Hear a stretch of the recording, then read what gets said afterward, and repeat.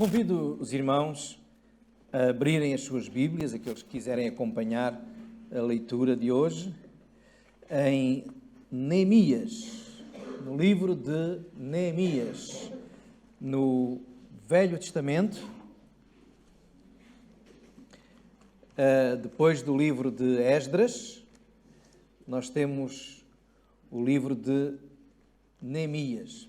O livro de Neemias é escrito num tempo em que o povo de Israel estava a passar uma situação de veras triste, muito triste. Não havia motivos para sorrir, não havia motivos para se alegrarem. E se os irmãos que têm as suas Bíblias e quiserem ler, podem perceber que logo no início do livro, Neemias vai falar sobre esta situação que entristece todo o povo e que também entristece Neemias. Isto aconteceu cerca do século V antes de Cristo, por volta do ano 445 antes de Cristo. Nos versículos 1 a 4 do primeiro capítulo, nós vemos a descrição de Neemias inteirando-se, perguntando como é que está o povo. Agora, o que é que tinha acontecido?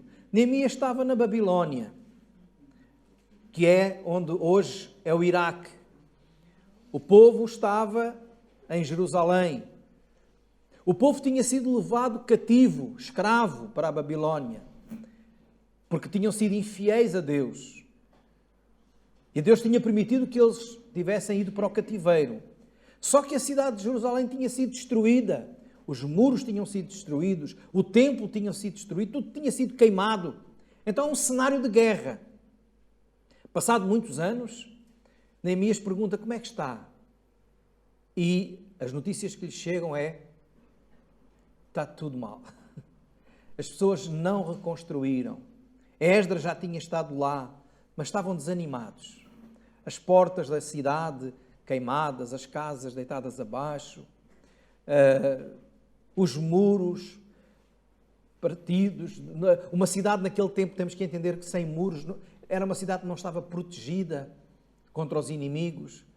E o povo estava a passar necessidades. Não era só essa situação, terra toda destruída, mas também as culturas não estavam a produzir, havia o pouco que se produzia, havia sempre alguns que saqueavam e que se aproveitavam, havia muita pobreza, muita miséria, e o povo chorava, o povo estava triste realmente. Neemias foi pediu com a permissão do rei Artaxerxes, e foi até lá, inteirou-se do que é que estava a acontecer. E começa a dirigir-se ao povo. E começa a organizar algumas coisas.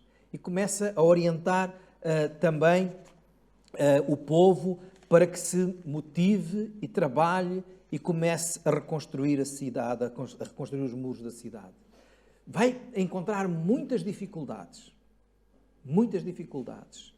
Sobretudo, muitos problemas logísticos, mas ao mesmo tempo também muitos inimigos, muitas pessoas que não queriam ver o progresso da cidade de Jerusalém.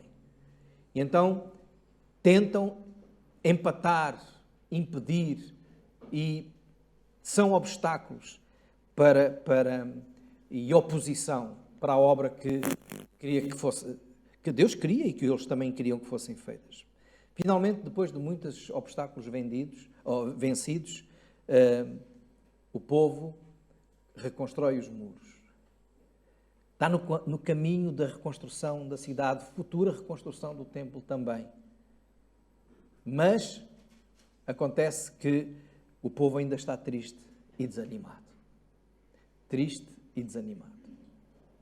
Irmãos, o povo de Israel está como muitas vidas aqui. O povo de Israel está como muitas vidas no mundo. Às vezes nós não temos a nossa cidade destruída. Até podemos viver numa cidade muito bonita, boas estradas, bons jardins, às vezes um buraco aqui ou ali, não é? Mas isso também não nos afeta muito. Mas às vezes é a nossa vida que está sem defesas. Os muros eram a defesa da cidade. Às vezes é a nossa vida que está desanimada. Às vezes é a nossa vida que está destruída. Às vezes é na nossa vida que encontramos ainda muitos inimigos. Inimigos de verdade, às vezes inimigos espirituais, mas que temos oposição. Queremos caminhar para a frente, subir, mas nada. E ficamos tristes, ficamos abatidos. Mas o Senhor fala ao povo de uma maneira muito particular. E Neemias, depois dos muros construídos, depois de alguma obra feita, mas também muita obra para fazer, já chegámos aqui, falta uma coisa. Falta falar a este povo aquilo que Deus quer no seu coração. E então nós chegamos a Neemias capítulo 8 e encontramos algo fantástico. Versículo 1 diz assim, Neemias capítulo 8, versículo 1. E chegado o 7º mês, e estando os filhos de Israel nas suas cidades, todo o povo se ajuntou como um só homem na praça, diante da porta das águas, e disseram a Esdras, o escriba, que trouxesse o livro da lei de Moisés, que o Senhor tinha ordenado a Israel. E Esdras, o sacerdote, trouxe a lei perante a congregação, assim de homens como de mulheres, e de todos os sábios, para ouvirem no primeiro dia do 7º mês, e leu nela diante da praça que está diante da porta das águas, desde a alva até ao meio-dia, perante homens e mulheres, e sábios, e os ouvidos de todo o povo estavam atentos ao livro da lei. E Esdras, o escriba, estava sobre um púlpito de madeira que fizeram para aquele fim, e estavam em pé junto a ele, à sua mão direita, Matitias, Sema, Anaías, Urias, Ilquias, Masaeias, e à sua mão esquerda Pedaías, Misael, Malquias, Assum, Asbadana, e Zacarias e Mesulão. E Esdras abriu o livro perante os olhos de todo o povo, porque estava acima de todo o povo, e abrindo ele, todo o povo se pôs em pé. E Esdras louvou o Senhor, o grande Deus. E todo o povo respondeu, Amém, Amém, levantando as mãos, e inclinaram-se e adoraram o Senhor com o rosto em terra. E Yeshua, e Bani, e Serabias, e Jamim, e Acube, e Sebatai, Odias, e Maazeias, e Quelita, e Azarias, e Josabade, e Anã e Plaías, os levitas, e os ensinavam ao povo na lei. E o povo estava no seu posto, e leram o livro da lei de Deus, e declarando e explicando o sentido, faziam que lendo se entendesse.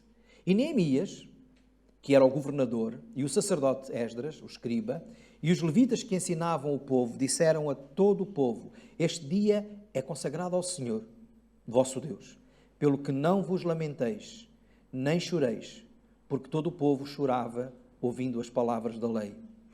E disse-lhe mais, ide, e comei as gorduras e bebei as doçuras, e enviai porções aos que não têm nada preparado para si, porque este dia é consagrado ao nosso Senhor. Portanto, não vos entristeçais, porque a alegria do Senhor é a vossa força.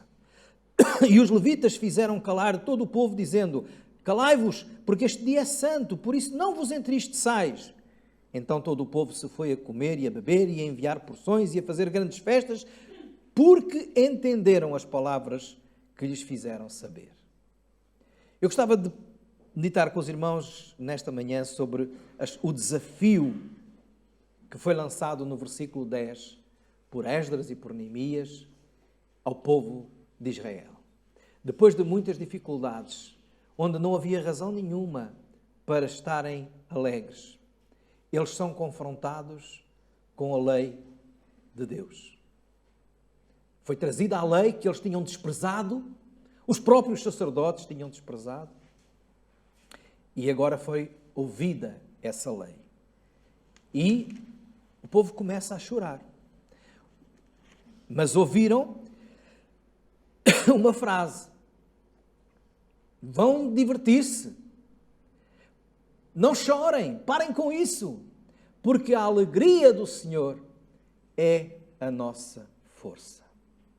Porque a alegria do Senhor é a nossa força.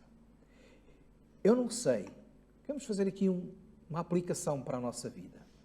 Eu não sei como é que está a vossa cidade. E aqui cidade quer dizer a vossa vida. Eu não sei se vocês estão animados, se estão desanimados. Eu não sei se vocês estão perto de Deus, se têm andado longe de Deus. Deus sabe o vosso coração. Mas uma coisa eu sei.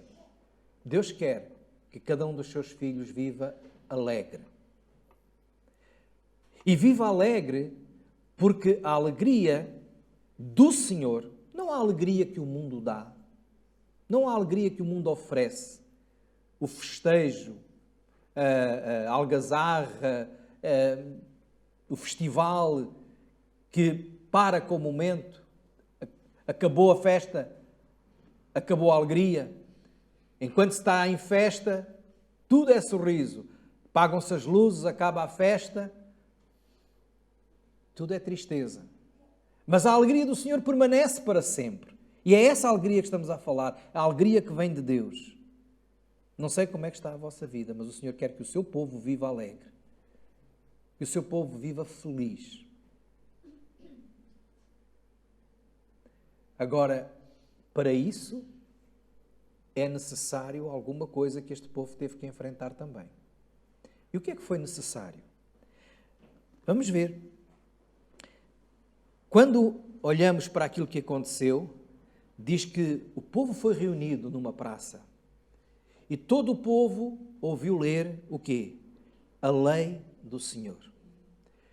Diz o versículo 3, no final, que os ouvidos de todo o povo estavam atentos ao livro da lei. Ninguém experimenta a alegria do Senhor sem buscar a palavra de Deus. Aqui nós encontramos palavras de alegria. O Salmo 19, no versículo 8, diz: os preceitos do Senhor, que é o que está aqui escrito, são retos e alegram o coração. O mandamento do Senhor é puro e alumia, ou seja, dá luz ao rosto. Quando nós buscamos orientação, quando nós buscamos ouvir a Deus por aquilo que está escrito, nós vamos ter motivos para nos alegrarmos. Só que às vezes, antes de chegarmos lá à festa, nós passamos pelo choro, pela tristeza. Porquê? Porque também a Bíblia diz que pela lei do Senhor vem o conhecimento do pecado. A Bíblia é como um espelho. Em Tiago diz que aquele que conhece a palavra, aquele que lê a palavra, aquele que ouve a palavra, mas que depois não pratica e se esquece, é como aquela pessoa que está perante um espelho e que logo se esquece do que viu. É verdade. Quando eu tinha cabelo, todos os dias de manhã, eu apanhava um susto. Porque todos os dias de manhã, quando eu olhava para o espelho, eu acordava com os meus cabelos, uns para a frente, outros para trás, outros para o lado. E eu digo para quem... Os jovens às vezes ficam a rir comigo, porque às vezes veem fotografias, mas era o pastor. Eu tinha o cabelo assim, grandinho. Tinha. Mas nessa altura o cabelo estava todo... Agora imaginem, se fosse hoje não havia problema, porque a moda do ex-ministro de Inglaterra pegou, não é? Toda a gente com o cabelo despenteado. Ou seja, agora não havia problema. Mas na minha juventude nós gostávamos de andar penteadinhos. Gostávamos de sair à rua com o cabelo no lugar. Então, eu, quando olhava para o espelho, não, isto tem que dar aqui um jeito, não é? Senão depois como é que eu vou casar? Como é que eu vou arranjar namorada? Então eu pegava na escova, não era pente, na escova e penteava o meu cabelo. Agora imaginem que eu olhava para o espelho virava a cara para o lado e esquecia-me completo como estava o meu cabelo. Mas ia-me embora para a rua, as figuras que eu ia fazer, não é? É assim, quando a gente olha para a palavra de Deus e se esquece daquilo que ela nos mostra. A Bíblia diz que a Bíblia é como um espelho. E ela o que é que nos mostra? Mostra-nos aquilo que nós somos. E o que é que nós somos? Miseráveis pecadores. Necessitados. Mas ela também nos dá a orientação para mudar a situação. E quando nós cumprimos aquilo que lá está, então o rosto fica bonito. Como diz aqui, o mandamento do Senhor é puro e embeleza, alumia o rosto. Dá brilho ao rosto. Este povo esteve perante a palavra do Senhor e diz que ficaram atentos ao livro da lei. Eu já estou aqui a correr preocupado com as horas, mas olhem, eles estiveram desde o nascer do sol até ao meio-dia a ouvir a lei. Os irmãos querem ficar mais 5 horas? Mais 5 horas a ouvir? Não, pastor, por favor, não é? Até porque às 5 horas eu tenho que estar noutra freguesia, não é? Tenho que estar em Alcochete a pregar lá. Mas, irmãos, o que eu estou a dizer aqui é que este povo não teve problemas em ouvir, em ficar atento e estava sedento da palavra. E quando estava sedento, este povo não só estava atento à palavra, mas ele estava a ouvir a palavra com reverência, com atenção. Porque diz que quando começaram a ler, quando se abriu o livro, o versículo 5 diz, todo o povo ficou em pé. Desde o nascer do sol até ao meio-dia, em pé, a ouvir. Depois, estes homens foram ensinar, explicar, para que toda a gente percebesse o que estava a ser dito. A palavra foi entendida, não foi apenas ouvida, mas foi entendida. Diz lá o versículo 8, e leram o livro da lei de Deus e declarando e explicando o sentido, faziam que lendo se entendesse. E quando eles entenderam aquilo que estava a ser visto, eles começaram a ver a razão do seu sofrimento. Eles começaram a ver as causas que eles próprios tinham causado a eles por se terem desviado dos caminhos do Senhor. E choraram, choraram, choraram. E a Bíblia diz que há tempo para chorar e há tempo para rir. E, irmãos, quando nós, com temor ao Senhor, com desejo de aprender, ouvimos a palavra de Deus, entendemos a palavra de Deus, nós vamos perceber realmente o que é que o Senhor tem para cada um de nós.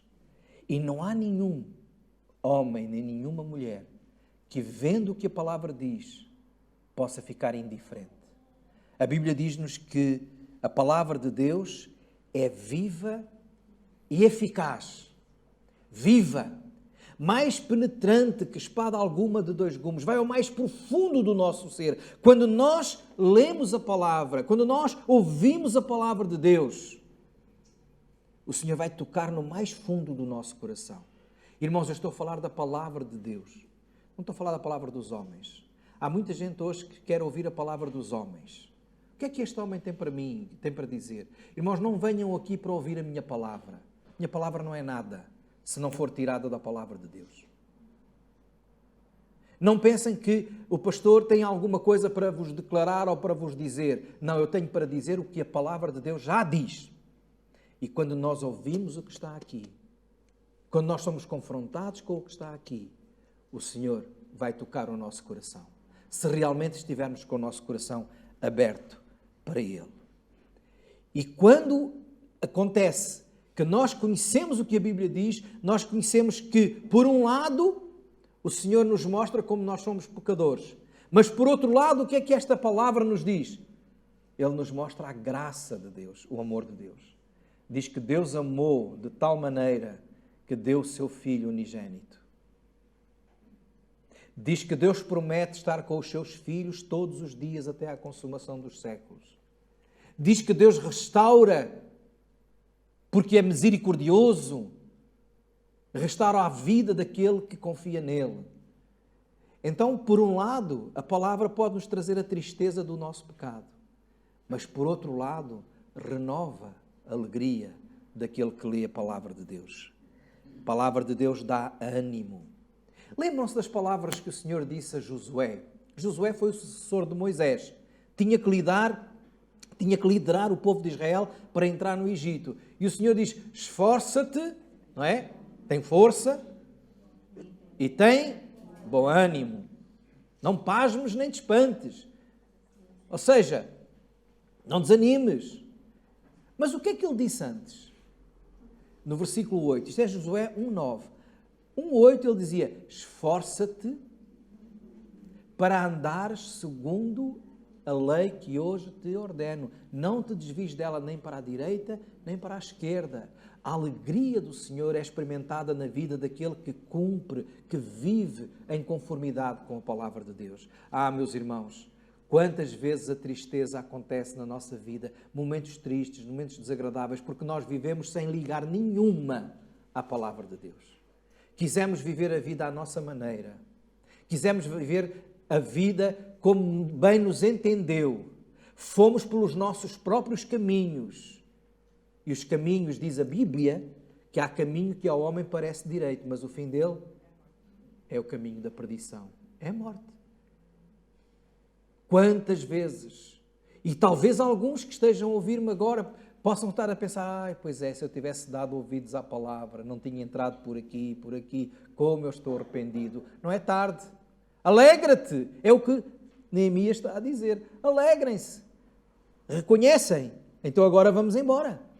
Ah, mas agora não tenho ânimo, não tenho força. Alegra-te no Senhor, naquilo que Ele diz, porque a alegria do Senhor é a tua força. E é isso que o Senhor está aqui a prometer. A palavra, eles estiveram atentos, foi entendida e como resultado disso, dessa alegria, o Senhor dá ânimo de novo. Ânimo para viver, ânimo para lutar. É isso que nós encontramos na palavra. Ânimo para viver, ânimo para lutar. Mas para isso nós precisamos de encontrar essa força no conhecimento e no entendimento desta mesma palavra. E quando nós a entendemos, nós ficamos alegres.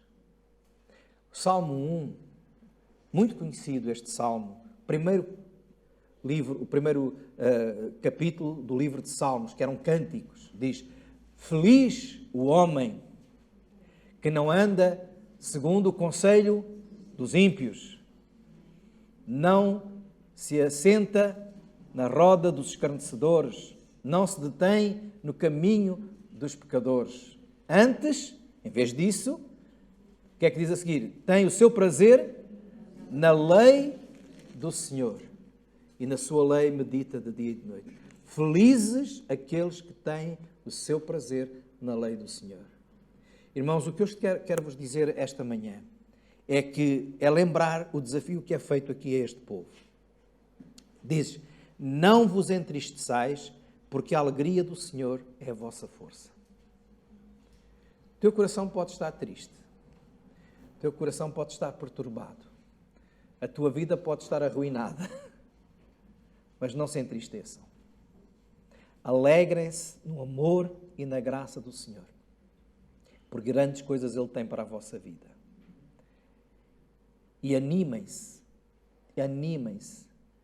porque o Senhor tem grandes coisas e vos dará a força para conquistá-las. Por nós não conseguimos. Sabe, mas como é que eu me vou alegrar com tanta coisa assim? Como é que eu me posso alegrar? Como é que eu posso estar feliz? Não pode. Eu, por mim, vocês, por vocês mesmos, não podem. Porque a alegria, em Gálatas 5:22, é dito lá na palavra de Deus, a alegria é fruto do Espírito Santo. O fruto do Espírito é amor, paz, alegria. A alegria é fruto do Espírito, ou seja, quem produz, quem traz alegria ao nosso coração é o Espírito Santo. É o Espírito Santo. Por isso é que é chamada de alegria do Senhor. Então, sem o Espírito Santo no teu coração, tu não consegues viver essa alegria. Podes dar assim um sorriso amarelo. Mas a verdadeira alegria, a verdadeira felicidade, que permanece mesmo no meio das trevas, mesmo no meio das perturbações, Essa é fruto do Espírito Santo na tua vida. E como é que tu podes ter o Espírito Santo na tua vida?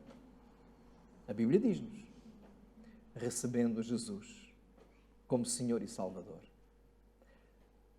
Todos nós, diz em 1 Coríntios 12:13, fomos batizados em um Espírito formando um corpo. E isso aconteceu quando nós demos o nosso coração a Jesus. Romanos 8:9 diz: se alguém não tem o Espírito de Cristo, então não é dele. Se alguém não tem o Espírito de Cristo, não é dele. Agora, se tu dás o teu coração a Jesus, Ele dá-te o Espírito. Porquê? Porque Ele salva a tua alma. E quando salva a tua alma, Ele sela, carimba. Por isso é que o Espírito Santo é chamado de o selo, o penhor da salvação. Ele quer entrar no teu coração, na tua vida, trazer-te alegria. Para isso, só precisas de fé. Dizer: Senhor, eu creio. Eu creio que Tu me queres dar alegria. Eu creio, Senhor, que Tu queres fazer de mim uma nova criatura. Eu creio que Tu queres dar-me felicidade. Por isso eu creio na Tua palavra e eu Te aceito. A todos quantos o receberam, deu-lhes o poder, diz em João 1:12, de serem feitos filhos de Deus. E o Filho de Deus anda alegre na presença do Senhor.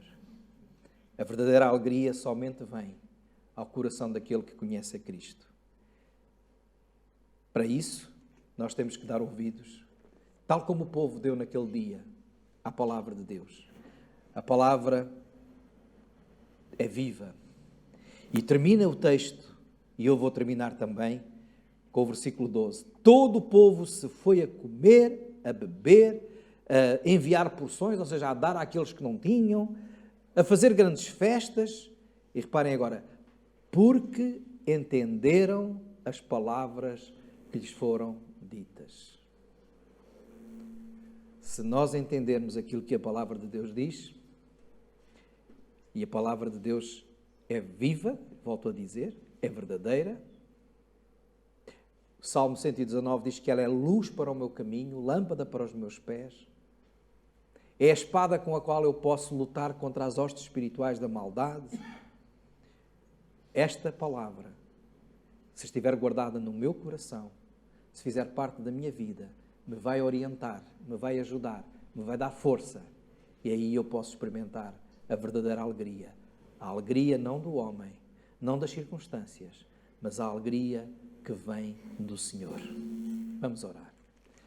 Amado Deus e Senhor nosso Pai, nós confiamos, ó Deus, na Tua palavra. Sabemos, ó Deus, que ela é viva, que ela toca os nossos corações, que ela nos desperta para Ti, que nos indica caminho e consola também os nossos corações quando estamos tristes. Por isso, ó Pai, nós Te rogamos que nos dês, Senhor, a capacidade, o desejo de Te conhecer mais e mais, conhecendo mais e mais a Tua palavra. E assim, ó Deus, possamos experimentar, pelo poder do Teu Santo Espírito em nós, a Tua verdadeira alegria, que conduzirá os nossos dias.